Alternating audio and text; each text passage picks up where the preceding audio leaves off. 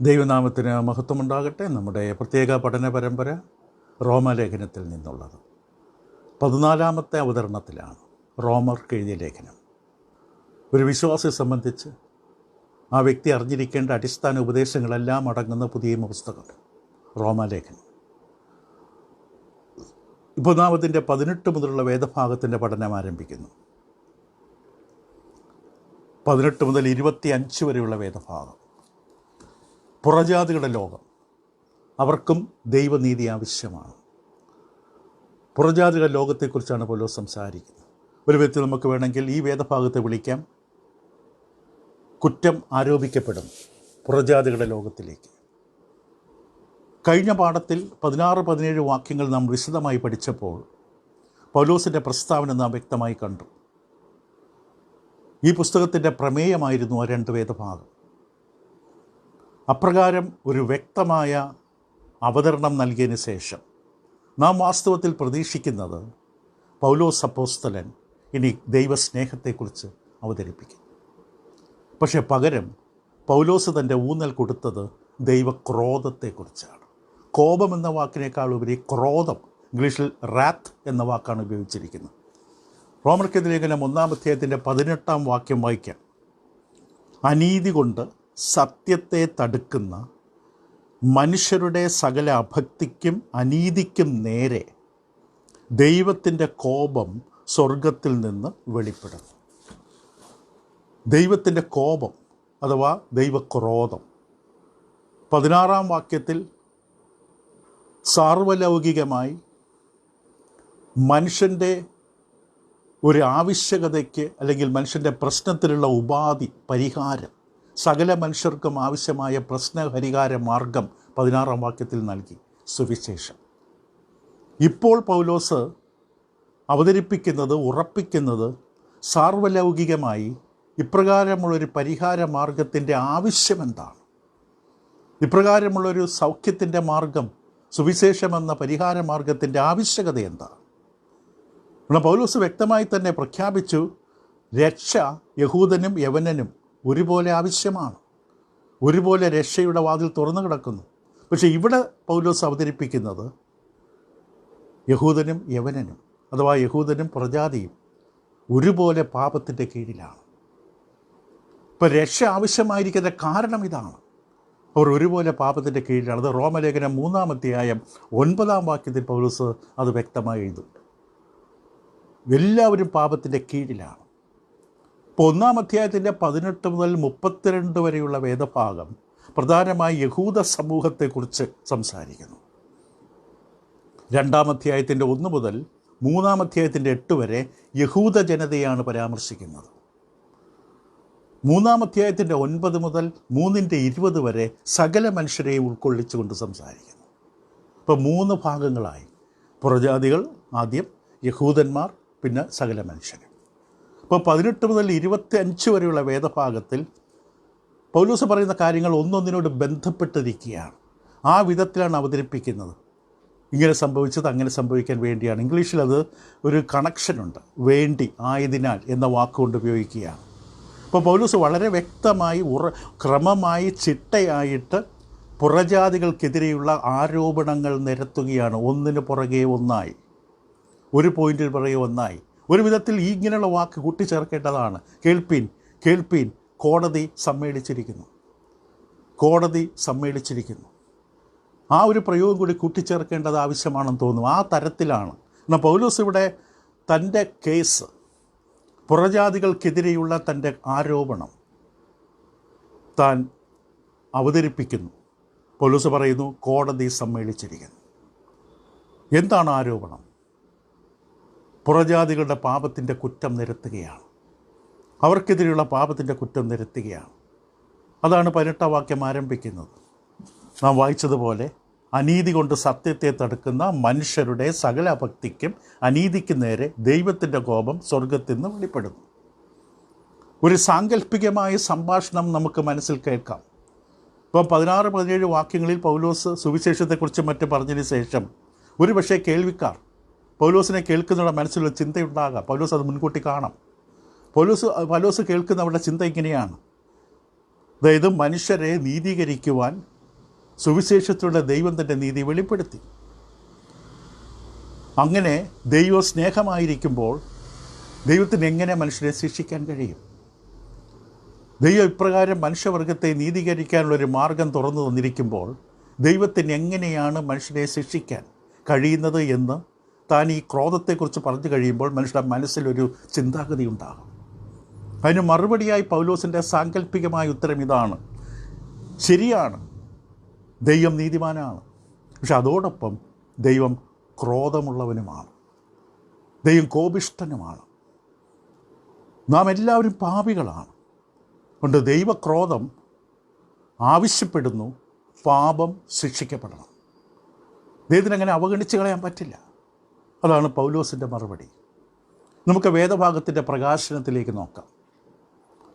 അപ്പം 18-ാം വാക്യം ആരംഭിക്കുന്നു: സകല അഭക്തിക്കും അനീതിക്കും നേരെ, അനീതി കൊണ്ട് സത്യത്തെ തടുക്കുന്ന മനുഷ്യരുടെ സകല അഭക്തിക്കും അനീതിക്കും നേരെ.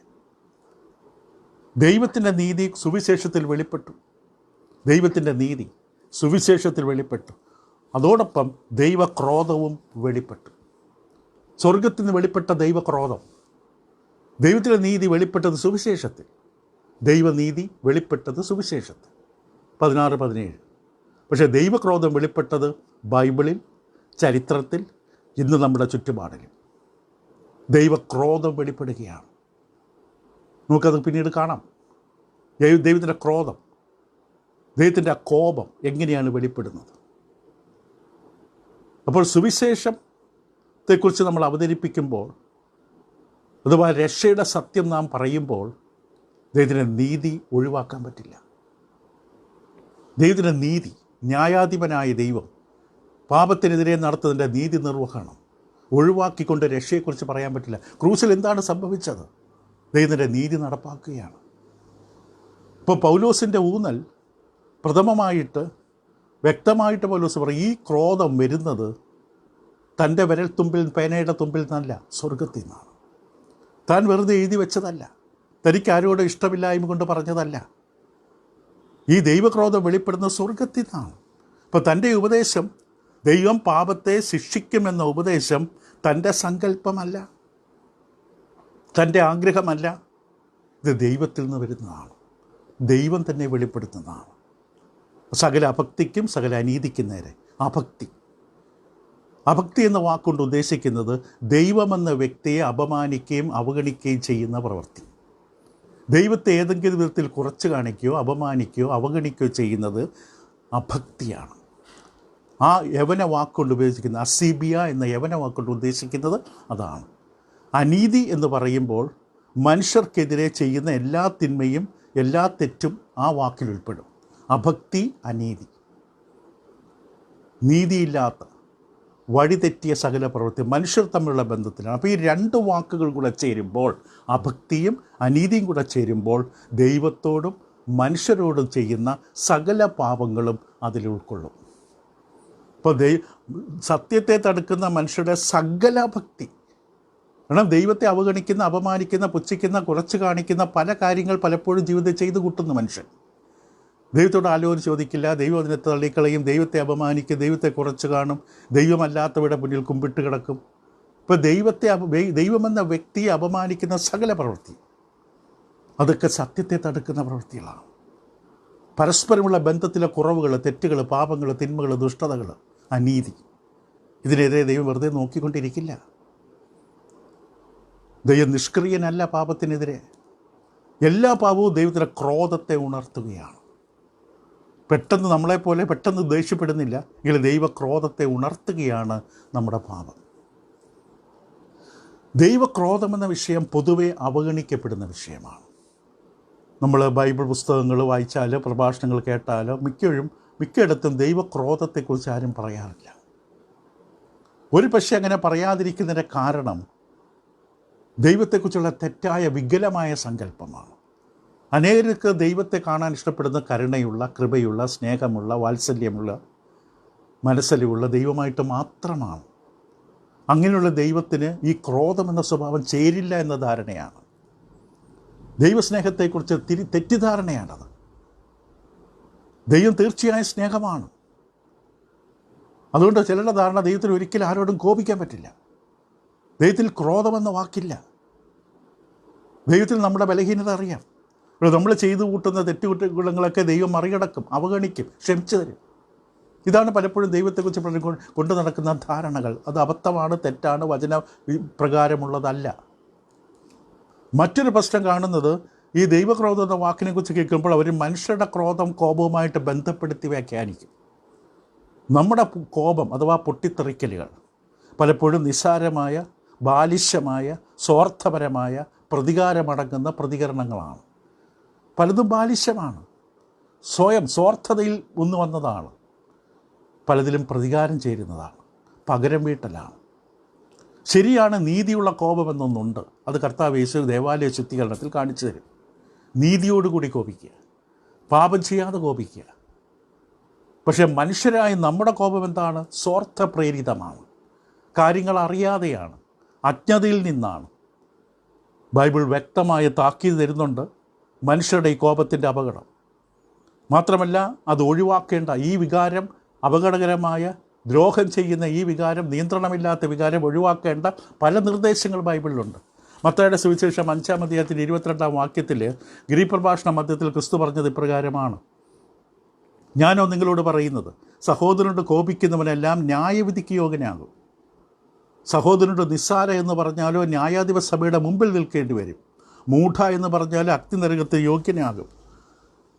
ഗലാത്യർക്ക് എഴുതിയ ലേഖനം 5-ാം അധ്യായത്തിൻ്റെ 19 മുതൽ 21 വാക്യങ്ങളിൽ ആത്മാവിൻ്റെ ഫലങ്ങളെക്കുറിച്ച് പൗലോസ് അപ്പോസ്തലൻ പറയുമ്പോൾ, ഗലാത്യർ 5-19 മുതൽ 21 വാക്യങ്ങളിൽ ഇപ്രകാരം പൗലോസ് എഴുതി: ജഡത്തിൻ്റെ പ്രവൃത്തികളോ ദുർനടപ്പ്, അശുദ്ധി, ദുഷ്കാമം, വിഗ്രഹാരാധന, ആഭിചാരം, പക, പിണക്കം, ജാരസംഘ, ക്രോധം, സാഠ്യം, ദ്വന്ദ്വപക്ഷം, ഭിന്നത എന്നിവയാണ്. ക്രോധം ജഡത്തിൻ്റെ പ്രവൃത്തിയായിട്ട് പറഞ്ഞു. എഫേസ്യർക്ക് എഴുതിയ ലേഖനം 4-ാം അധ്യായത്തിൻ്റെ 31 വാക്യത്തിൽ അവിടെ പൗലോസ് അപ്പോസ്തലൻ പറഞ്ഞത് ഇപ്രകാരമാണ്: എല്ലാ കയ്പും കോപവും ക്രോധവും സകല ദുർഗുണവുമായി നിങ്ങളെ വിട്ട് ഒഴിഞ്ഞു പോകട്ടെ. കൊലോസ് ലേഖനം 3-ാം അധ്യായത്തിൻ്റെ 8-ാം വാക്യത്തിലും നമുക്കിത് കാണുവാൻ സാധിക്കും. കൊലോസർ 3:8. ഇപ്പോഴോ നിങ്ങളും കോപം, ക്രോധം, ഈർഷ്യ, വായിൽ നിന്ന് വരുന്ന ദൂഷണം, ദുർഭാഷണം ഇവയൊക്കെ വിട്ടുകളവി. യാക്കോബ് 1-ാം അധ്യായത്തിൻ്റെ 19-20 മനുഷ്യൻ്റെ കോപം ദൈവത്തിൻ്റെ നീതിയെ നിവർത്തിക്കുന്നില്ല എന്ന് വ്യക്തമായി പറയും. കോപത്തിന് താമസമുള്ളവരായിരിക്കട്ടെ. ഇപ്പം നിർദ്ദേശങ്ങൾ, താക്കീതുകൾ അനവധിയാണ്. ഇപ്പം മനുഷ്യൻ്റെ കോപം, ക്രോധം, ചില വാക്യങ്ങളിൽ പൗലോസ് കോപവും ക്രോധവും 2 വാക്കുകളായിട്ട് ഉപയോഗിച്ചത് കേട്ടതാണ്. ഈ തരത്തിലാണ് നമ്മൾ ദൈവത്തിൻ്റെ ക്രോധത്തെക്കുറിച്ച് ചിന്തിക്കുന്നത്. തെറ്റാണ്. കാരണം നമ്മുടെ ക്രോധവും കോപവും സ്വാർത്ഥതയാണ്, ബാലിശമാണ്, പ്രതികാരമാണ്, അറിവില്ലായ്മയിൽ നിന്ന് വരുന്നതാണ്, പലതാണ്. പക്ഷെ ബൈബിളിൽ ദൈവക്രോധം എന്ന വാക്കുണ്ട്. ദൈവത്തിന് ക്രോധമുണ്ട്. അപ്പോൾ അത് ദൈവശ്വാസീയമായ തിരുവെഴുത്തുകളിൽ അതെന്താണ് ഉദ്ദേശിക്കുന്നതെന്ന് മനസ്സിലാക്കേണ്ടത് വളരെ ആവശ്യമാണ്. അപ്പോൾ ദൈവത്തോടുള്ള ബന്ധത്തിൽ ഈ വാക്ക് ഉപയോഗിക്കുമ്പോൾ അതെന്താണ് ഉദ്ദേശിക്കുന്നത്? ദുഷ്ടതയോടുള്ള ദൈവത്തിൻ്റെ പ്രതികരണം. തൻ്റെ കൺമുമ്പിൽ കാണുന്ന തിന്മ, ദുഷ്ടതയോട് ദൈവം പ്രതികരിക്കുന്നതാണ് ദൈവക്രോധം അഥവാ ദൈവകോപം. അത് ന്യായമായ വികാരമാണ്. ദൈവത്തിൻ്റെ ന്യായമായ പ്രതികരണമാണ് ഒരു ന്യായാധിപൻ എന്ന നിലയിൽ. ന്യായാധിപൻ എന്ന നിലയിൽ നമുക്കറിയാം, കോടതികളിൽ ന്യായാധിപന്മാർ സ്വയമായിട്ട് കേസെടുക്കും, കേസ് രജിസ്റ്റർ ചെയ്യും. നമ്മുടെ സമൂഹത്തിൽ നടക്കുന്ന തിന്മ ആരും കാണാതെ പോകുന്നു. ന്യായാധിപൻ സ്വയം അത് കേസ് ചാർജ് ചെയ്യും. എന്നതുപോലെ ദൈവമെന്ന ന്യായാധിപൻ തൻ്റെ കൺമുമ്പിൽ താൻ കാണും. തനിക്ക് പുറമേയും അകമേയും എല്ലാം കാണാം. അപ്പോൾ ദൈവത്തിൻ്റെ പ്രതികരണമാണ്. അതൊരു വിധി നിർണയമാണ്. ന്യായാധിപൻ എന്ന നിലയിലുള്ള വിധി നിർണയമാണ്. മറ്റു വിധത്തിൽ പറഞ്ഞാൽ ദൈവത്തിൻ്റെ വിശുദ്ധ പ്രകൃതിക്കെതിരെ, ദൈവത്തിൻ്റെ വിശുദ്ധ പ്രകൃതിക്കെതിരെ മനുഷ്യർ ചെയ്യുന്ന സകല കാര്യങ്ങൾക്കെതിരെയുള്ള ദൈവത്തിൻ്റെ നിശ്ചയദാർഢ്യത്തോടു കൂടിയുള്ള സജീവമായ പ്രവർത്തനമാണ് ദൈവക്രോധം. ദൈവത്തിൻ്റെ വിശുദ്ധ പ്രകൃതി അത് ആവശ്യപ്പെടുന്നത് എന്താണ്? പാപം ശിക്ഷിക്കപ്പെടണം. പാപത്തിനെതിരെ ദൈവം ഒരിക്കലും കണ്ണടക്കില്ല. ദൈവം ക്ഷമിക്കും പാപത്തെക്കുറിച്ച് മാനസാന്തരപ്പെട്ട് അനുദപിക്കുന്നവരോട്. കർത്താവ് യേശുവിൽ വന്നവർ വെളിച്ചത്തിൽ നടക്കുന്നുവെങ്കിലും ക്രിസ്തുവിൻ്റെ രക്തം അവരുടെ പാപങ്ങളെ കഴുകിക്കൊണ്ടേയിരിക്കും. പക്ഷെ മരണകരമല്ലാത്ത പാപങ്ങൾ, ദൈവക്രോധമെന്ന് പറയുന്നത് ഒരു വിശുദ്ധ ഇടപാടാണ്. അശുദ്ധമായ കാര്യങ്ങൾക്കെതിരെയുള്ള വിശുദ്ധമായിട്ടുള്ള പ്രതികരണമാണ്. അനീതി നിറഞ്ഞ അവസ്ഥകൾക്കെതിരെയുള്ള ന്യായമായിട്ടുള്ള പ്രതിഫലനമാണ്. അശുദ്ധി നിറഞ്ഞ അല്ലെങ്കിൽ നിർമ്മലമല്ലാത്ത കാര്യങ്ങൾക്കെതിരെ ദൈവത്തിൻ്റെ നിർമ്മലതയിൽ നിന്നുള്ള ഇടപാടാണ്. തിന്മ ദൈവത്തിൻ്റെ ക്രോധത്തെ ഉണർത്തും. തിന്മയും ദുഷ്ടതയും എപ്പോഴും ദൈവത്തിൻ്റെ ക്രോധത്തെ വിളിച്ചു വരുത്തും. ചില വ്യാഖ്യാതാക്കൾ അവർ പരിശ്രമിക്കുന്നത് ദൈവത്തിൻ്റെ ക്രോധം മനുഷ്യരുടെ ക്രോധം പോലെ, സ്വാർത്ഥത നിറഞ്ഞ മനുഷ്യൻ്റെ ക്രോധം പോലെ എന്ന നിലയിൽ ചിന്തിക്കുവാനാണ്. ഇവിടെ ക്രോധമെന്ന വാക്ക് ദൈവത്തെക്കുറിച്ച് അവർ പരാമർശിക്കുന്നത് കാണുമ്പോൾ, ബൈബിൾ അത് കാണുമ്പോൾ അതിനെ വ്യക്തിപരമല്ലാത്ത ഒരു പ്രതികരണമെന്ന നിലയിൽ അതിനെ കുറച്ച് കാണാൻ ശ്രമിക്കും. കാരണം അവരുടെ ചിന്തയിൽ അവരത് മറന്നു പോവുകയാണ്. കാരണം ദൈവത്തിൻ്റെ ഓരോ നിയമവും, ദൈവം ബൈബിളിൽ തന്നിട്ടുള്ള പ്രമാണങ്ങളും നിയമങ്ങളുമെല്ലാം ശ്രദ്ധിക്കുക, ദൈവത്തിൻ്റെ വിശുദ്ധിയുടെ പ്രതിഫലനമാണ്. ദൈവത്തിൻ്റെ വിശുദ്ധിയുടെ പ്രതിഫലനങ്ങളാണ് ദൈവത്തിൻ്റെ നിയമം. ഒരു വ്യക്തി ദൈവത്തിൻ്റെ നിയമം ലംഘിക്കുമ്പോൾ അപ്പോൾ വാസ്തവത്തിൽ ആ വ്യക്തി ആർക്കെതിരെയാണ് പാപം ചെയ്യുന്നത്? ദൈവത്തിനെതിരെ.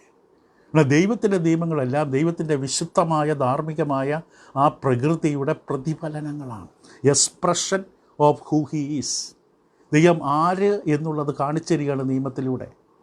അപ്പോൾ ആ നിയമം ലംഘിക്കുമ്പോൾ ദൈവത്തിൻ്റെ, അതുകൊണ്ടാണ് ദാവീദ് പറഞ്ഞത്, ഞാൻ നിന്നോട് തന്നെ പാപം ചെയ്തു, നിനക്ക് വിരോധമായിട്ട്. ഇപ്പോൾ ഒരു വ്യക്തി ദൈവത്തിൻ്റെ നിയമം ലംഘിക്കുമ്പോൾ ആ വ്യക്തി ദൈവത്തിനെതിരെയാണ് പാപം ചെയ്യുന്നത്.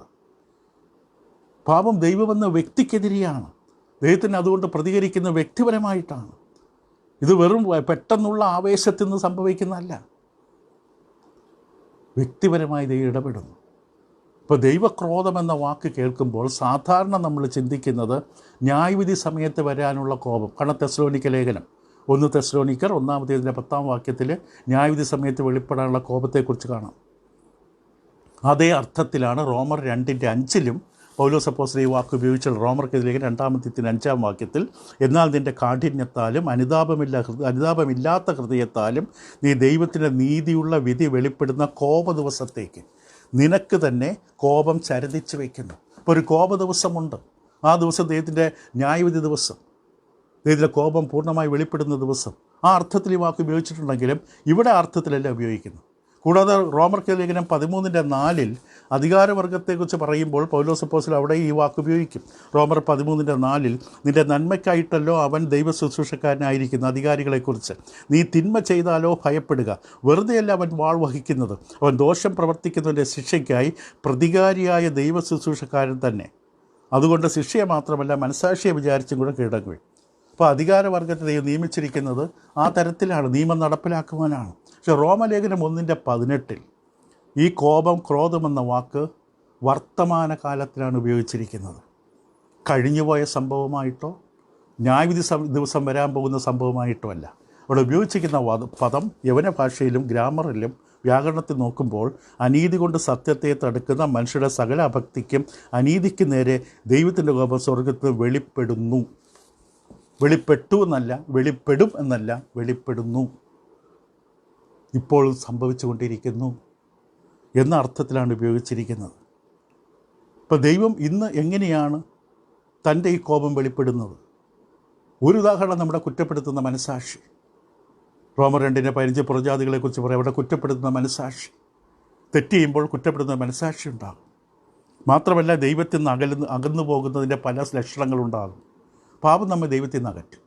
യെശയ്യാ 59:1-2 ദൈവം എൻ്റെ കൈ കുറുകിയതല്ല, എൻ്റെ ചെവി മന്ദമായതല്ല, നിങ്ങൾ വിളിച്ചപ്പോൾ ഞാൻ കേൾക്കാതിരുന്നതിൻ്റെ കാരണം നിങ്ങളുടെ അകൃത്യങ്ങളും പാപങ്ങളുമാണ്, നിങ്ങൾ അനുഗ്രഹിക്കപ്പെടാതിരുന്നതിൻ്റെ കാരണം നിങ്ങളുടെ പാപങ്ങളാണ്. റോമലേഖനം 9:3 തൻ്റെ ചാർച്ചക്കാരും ബന്ധുക്കൾക്ക് വേണ്ടി പൗലോസ് പ്രാർത്ഥിക്കുന്ന പശ്ചാത്തലത്തിൽ ഇവിടെ പൗലോസ് പറഞ്ഞ് ഇങ്ങനെയാണ്. റോമർ 9:3 ജഡപ്രകാരം എൻ്റെ ചാർച്ചക്കാരൻ എൻ്റെ സഹോദരന്മാർക്ക് വേണ്ടി ഞാൻ തന്നെ ക്രിസ്തുവിനോട് വേർപെട്ട് ശാപഗ്രസ്തനാകാൻ ആഗ്രഹിക്കുമായിരുന്നു. തൻ്റെ ചാർച്ചക്കാർ ക്രിസ്തുവിനെ അറിയാൻ വേണ്ടി ഏതറ്റം വരെ പോകാൻ പൗലോസ് തയ്യാറായിരുന്നു. ഉപയോഗിച്ച വാക്ക് ക്രിസ്തുവിന് വേർപെട്ട് പോവുക. അപ്പോൾ ഇവിടെ റോമർ 1:18 പൗലോസ് മനസ്സിൽ കാണുന്നത് ഈ ദിവ്യമായ ശിക്ഷാവിധിയാണ്. ദൈവം കൈവിടുന്ന അവസ്ഥ. എന്തിന്? ചെയ്തു കൂട്ടിയ പാപത്തിൻ്റെ ഭവിഷ്യത്ത് നാം അനുഭവിക്കാൻ വേണ്ടി ദൈവം കൈവിടും മനുഷ്യനെ. അത് തുടർന്നുള്ള അധ്യായത്തിൽ പഠനത്തെ നമ്മൾ കാണാൻ പോവുകയാണ്. റോമർ ലേഖനം 1-ാം 24, 26, 28 3 വാക്യങ്ങളിൽ ആവർത്തിച്ചൊരു പ്രയോഗം പറയും, ദൈവം അവരെ കൈവിട്ടു. ദൈവം അവരെ കൈവിട്ടു. ദൈവം മാനസാന്തരത്തിനും അനുതാപത്തിനും നമ്മെ വചനത്തിലൂടെ വിളിച്ചിട്ട് നാം തിരിയാൻ തയ്യാറല്ല, തെറ്റ് തിരിച്ചറിയാൻ തയ്യാറല്ല, ക്ഷമ ചോദിക്കേണ്ടവരോട് ക്ഷമ ചോദിക്കാൻ തയ്യാറല്ല, കുറ്റം സമ്മതിക്കാൻ തയ്യാറല്ല. ദൈവം നമ്മളെ കൈവിടും. ദൈവത്തിൻ്റെ അവസ്ഥയാണ്. അപ്പം ഉപസംഹാരം വഴി നമ്മൾ ചിന്തിക്കുമ്പോൾ പൗലോസ് പുറജാതിക ലോകത്തിനെതിരെ വലിയൊരു കുറ്റാരോപണം നിരത്തുകയാണ്. ഇതിൻ്റെ വിശുദ്ധ ക്രോധം നിങ്ങൾക്കെതിരെ വെളിപ്പെടുകയാണ്. നിങ്ങൾ സമ്മതിച്ചാലും ഇല്ലെങ്കിലും അത് വരും. നമ്മൾ സമ്മതിച്ചാലില്ലെങ്കിലും നമ്മുടെ തിന്മയ്ക്കെതിരെയുള്ള ദൈവക്രോധം വരും. കാരണം മനുഷ്യർ പാപം ചെയ്യുന്നു, ദൈവത്തോടും മനുഷ്യരോടും. അഭക്തി, അനീതി, അതുകൊണ്ട് ശിക്ഷ അർഹിക്കുകയാണ്. ഇപ്പോൾ പുറജാതികളുടെ ലോകത്തെക്കുറിച്ചുള്ള ചിത്രമാണ് പൗലോസിലൂടെ ദൈവാത്മാവ് വരച്ചത്. കാരണം മനുഷ്യർ ദൈവത്തെ കൈവിട്ടു. അവരുടെ കുറ്റം, അവരുടെ പാപം, അപരാധം വളരെ വലുതാണ്. അതാണ് ഈ വാക്യത്തിൽ തുടങ്ങുന്നത്. ദൈവത്തിൻ്റെ ക്രോധം വെളിപ്പെടുന്നു ഇതിനെതിരെ. സകല അഭക്തി, സകല അനീതിക്കെതിരെ ദൈവത്തിൻ്റെ ക്രോധം, മനുഷ്യൻ്റെ ഈ പ്രവൃത്തി, സ്വഭാവം, പെരുമാറ്റം, ദൈവത്തിൻ്റെ തേജസ് നഷ്ടപ്പെട്ട മനുഷ്യൻ്റെ ഈ പെരുമാറ്റം. റോമലേഖനം 3:23, പാപം ചെയ്ത് ദൈവ തേജസ് ഇല്ലാത്ത മനുഷ്യൻ, അവനെതിരെയുള്ള ദൈവത്തിൻ്റെ ഈ വലിയ കോപം ചരിത്രത്തിലുടനീളം വ്യക്തമാണ്. ബൈബിൾ ചരിത്രം പഠിച്ചാൽ മനുഷ്യരുടെ ദൈവം ഇടപെട്ട പല വഴികളും സംഭവങ്ങളും പഠിക്കുമ്പോൾ തിരുവെഴുത്തുകളിൽ ദൈവത്തിൻ്റെ അരുളപ്പാടുകൾ രേഖപ്പെടുത്തി സൂക്ഷിച്ചിരിക്കുന്നു. വ്യക്തമായി നമുക്ക് കാണാൻ പറ്റും ദൈവത്തിൻ്റെ നീതിയുള്ള ന്യായവിധി, ദൈവത്തിൻ്റെ കോപത്തിൻ്റെ പ്രകടനം. അത് നോഹയുടെ പ്രളയകാലം, സൊദോം ഗൊമോരയുടെ നാശം, ഈജിപ്തിൽ അയച്ച ബാധകൾ, കനാൻ കീഴടക്കുന്ന സമയം, ഇസ്രായേലിൻ്റെ പ്രവാസങ്ങൾ, യഹൂദയുടെ അടിമത്തം, കോരവും കുടുംബവും ഭൂമി പിളർന്ന് മരിച്ചത്, നാദാബും അബീഹയുടെ മേൽ തീ ഇറങ്ങിയത്, ഉസ്സയെ ദൈവം ഛേദിച്ച് കളഞ്ഞത്, അഗ്നിസർപ്പങ്ങളുടെ ആഗമനം, ചെങ്കടൽ കീറിമുറിച്ചപ്പോൾ ഈജിപ്തിലെ സൈന്യം, ഇസ്രായേൽ സൈന്യം മുഴുവൻ മുങ്ങിച്ചത്തത്. ദൈവത്തിൻ്റെ കോപം വെളിപ്പെടുകയാണ്. ബൈബിൾ ചരിത്രത്തിൽ വ്യക്തമായി എഴുതുന്നു, കാണിച്ചു തരുന്ന ഉദാഹരണങ്ങൾ. ഒരു മനുഷ്യൻ ന്യായാധിപൻ സിംഹാസനത്തിരുന്ന് ദൈവത്തിന് മഹത്വം കൊടുക്കാതെ തന്നെ പുകഴ്ത്തിയപ്പോൾ കൃമിക്കിരയായി കൺമുമ്പിൽ വീണ് മരിക്കുന്നു.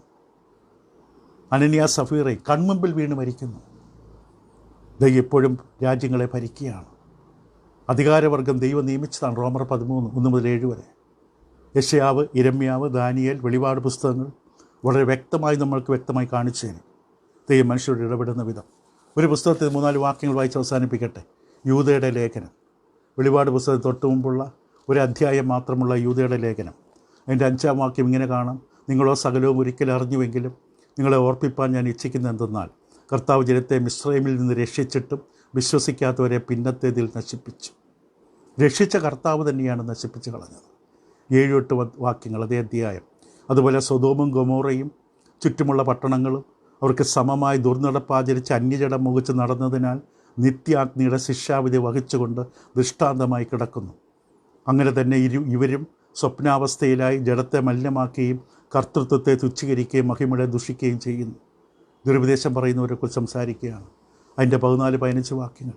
ആദാം മുതൽ 7-മനായ ഹാനോക്ക് ഇവരെക്കുറിച്ച്, ഇതാ കർത്താവ് എല്ലാവരെയും വിധിപ്പാനും അവർ അഭക്തിയോടെ ചെയ്ത ഭക്തിവിരുദ്ധമായ സകല പ്രവൃത്തികൾ നിമിത്തം ഭക്തികെട്ട പാപികൾ തൻ്റെ നേരെ പറഞ്ഞ സകല നിഷ്ഠൂരങ്ങൾ നിമിത്തവും ഭക്തികെട്ടവരെ ഒക്കെയും ബോധം വരുത്തുവാനും 1000 വിശുദ്ധന്മാരോടെ വന്നിരിക്കുന്നു എന്ന് പ്രവചിച്ചു. അപ്പോൾ ഇത് വളരെ വ്യക്തമാണ്, സത്യമാണ്, വാസ്തവമാണ്. ദൈവക്രോധം എന്തിനെതിരെ? അഭക്തിക്കും അനീതിക്കുമെതിരെ. കൊരിന്ത്യലേഖനം 1 കൊരിന്ത്യർ 10:1-4 വരെ. പിറുപിറുപ്പുകളാൽ സംഹരിക്കപ്പെട്ടവർ, മത്സരികളായി തീർന്നവരെ ദൈവം സംഹരിച്ചത്. അപ്പോസ്തലപ്രവൃത്തികൾ 17:29-31 വരെ. ഇപ്പോൾ ദൈവത്തിൻ്റെ ക്രോധം അത് ദൈവത്തിൽ നിന്ന് വന്നതാണ്. മനുഷ്യൻ്റെ തൽക്കാലം എന്നുള്ള പൊട്ടിത്തെറിയല്ല, പെട്ടെന്നുള്ള ആവേശത്തിൽ പറഞ്ഞതല്ല. ദൈവത്തിൻ്റെ കോപമാണ്. ദൈവത്തെ അപമാനിക്കുന്ന, അവഗണിക്കുന്ന, പുച്ഛിക്കുന്ന, തള്ളിക്കളയുന്ന മനുഷ്യർ വിളിച്ചു വരുത്തുന്നത് ദൈവത്തിൻ്റെ കോപമാണ്. ഒരു അനുഗ്രഹം കിട്ടുന്നില്ലെന്ന് മാത്രമല്ല, അവർക്ക് ദൈവത്തിൻ്റെ കോപം കൂടി വരും. അനീതി, മനുഷ്യരോട് പരസ്പരം ചെയ്തു കൂട്ടുന്ന തിന്മകൾ, അത് ദൈവക്രോപത്തെ വിളിച്ചു വരുത്തും. അത് സ്വർഗത്തിൽ നിന്ന് വരുന്നതാണ്. ഭൂമി അതിൻ്റെ ഇരുകരം നീട്ടി ഏറ്റെടുക്കേണ്ട, വാങ്ങേണ്ട അവസ്ഥയിലാണ്. തുടരാൻ അടുത്ത ദിവസങ്ങളിൽ കൂടുതലായിട്ട് ഈ വിഷയങ്ങൾ നമ്മൾ ചിന്തിക്കുന്നതാണ്. ഇത് നിങ്ങളെ സഹായിക്കട്ടെ. Thank you.